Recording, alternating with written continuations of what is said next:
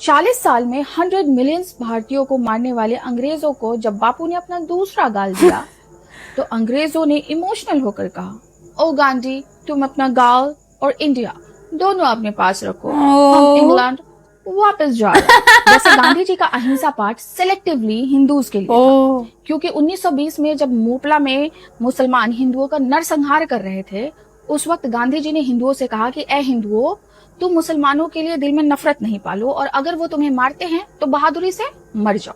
1946 नोआखाली में जब मुसलमान हिंदू पुरुषों को मारकर उनकी महिलाओं का रेप कर रहे थे तो गांधी जी ने महिलाओं से कहा, अपनी जीभ काट लो, सांस रोक लो या जहर खा के मर जाओ। लेकिन जब कोलकाता में गोपाल पाठा ने हिंदू नरसंहार का बदला लेना शुरू किया तो जन्नत में ओवरटाइम करती हूरों का दुख बापू से देखा नहीं गया और बापू बिना देर किए गोपाल पाठा को सरेंडर कराने पहुंच गए। 1942 में भारत छोड़ो आंदोलन फेल होने के बाद 1944 में गांधी जी ने ब्रिटिशर्स को कहा कि उन्हें अब इमीडिएटली भारत छोड़ देना चाहिए। तब Indian voice Roy Lord Wavell ने इस मैटर पर गांधी से बात करने तक को मना कर दिया। तब के ब्रिटिश प्राइम मिनिस्टर क्लेमेंट एटली ने जस्टिस पीबी चक्रवर्ती को कहा कि भारत की आजादी में गांधी और नेहरू का योगदान नहीं के बराबर है और सुभाष चंद्र बोस की आजाद हिंद फौज और रॉयल इंडियन नेवी की वजह से हमने भारत छोड़ा, क्योंकि सेना के बिना रूल करना असंभव था। Doctor B R. अंबेडकर ने भी बीबीसी को इंटरव्यू देते वक्त यही कहा था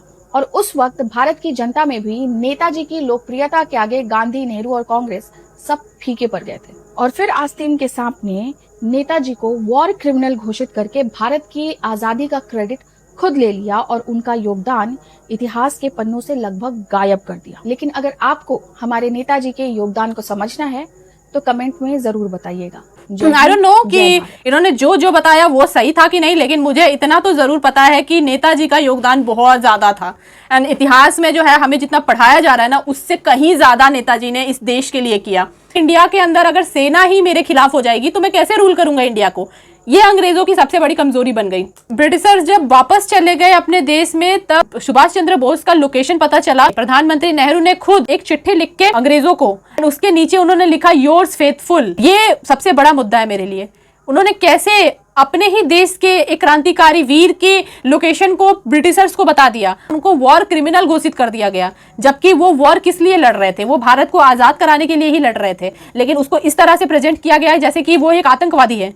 जब नेहरू को सुभाष चंद्र बोस का लोकेशन पता चला तो उन्होंने ब्रिटिशर्स तक को चिट्ठी लिख के उनका लोकेशन बताया कि जाके आप अपने क्रिमिनल को पकड़ लो, जाके उनको मारो।